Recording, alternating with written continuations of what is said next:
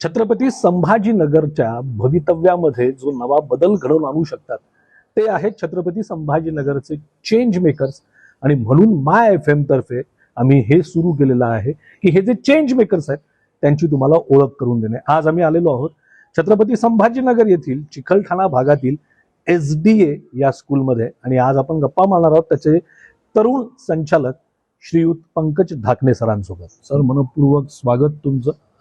पहिला प्रश्न जो विचारायचा आहे तो असा की या शाळेमध्ये जेव्हा आपण एंटर होतो तेव्हा आपल्या लक्षात येतं की निसर्गरम्य परिसर आहे, आजूबाजूला वाहनांचा आवाज नाहीये, मुलं शांतपणे शिकतायत, खेळतायत. सर्वांगीण विकास आपल्या मुलांचा व्हावा या दृष्टिकोनातनं आणि अकॅडमिक एक्सलन्स त्यांच्यामध्ये यावं यासाठी आपण काय प्रयत्न करतो सर? जसं तुम्ही बोललाय सर की निसर्गिक समजा आजूबाजूला आपलं जे क्षेत्र आहे ही जे आहे ते आमच्या वडिलांची दूरदृष्टी होती. कारण की त्यांचं कसं होतं की जेव्हा आपण स्कूल ओपन करतोय त्यांचं असं म्हणणं होतं की गरीब घरातल्या मुलाला कसं आपण उत्तम दर्जाचं शिक्षण देऊ यासाठी त्यांनी मेहनत केलेली आहे आणि तेच आपल्या शाळेचे फाउंडर प्रेसिडेंट आहे. क्या बात.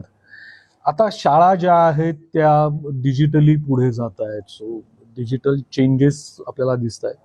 AI सारखं एक नवीन टूल आता मार्केटमध्ये आलेलं आहे.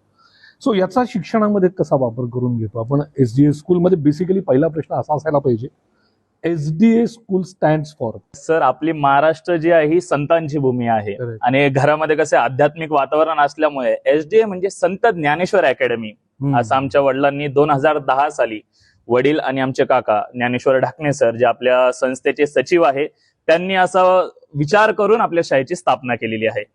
आणि मग आता डिजिटल वाला जो प्रश्न होता त्याचं की त्याला कसं आपण याच्यामध्ये सर्वसमावेशक दृष्ट्या वापरलं? जसं तुम्ही बोललाय डिजिटल हा नेमकी शब्द जेव्हा सर्वांना कळाला ते कोविडमध्ये. करेक्ट.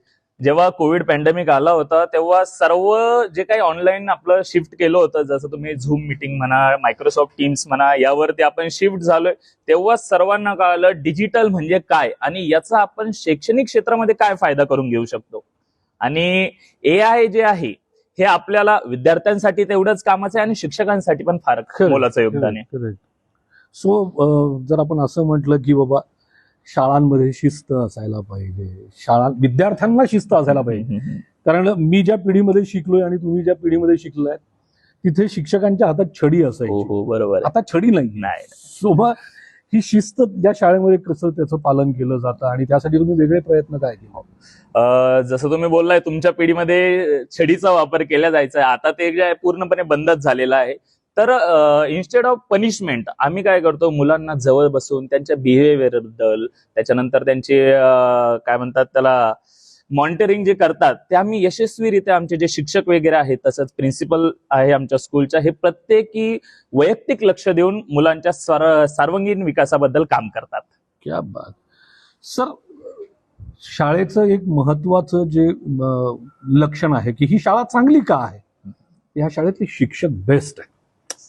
सो आपला टीचिंग स्टाफ, आपल्या प्रिन्सिपल मॅम ज्यांचा तुम्ही आता उल्लेख केला, यांच्याबद्दल काय सांगणार की आपण ही एक एक हिरा निवडला कसा? जे ऍक्च्युली आहे सर, आमचे वडील जे आमच्या स्टाफला म्हणायचे नवरत्नांचा दरबार. अरे बापरे.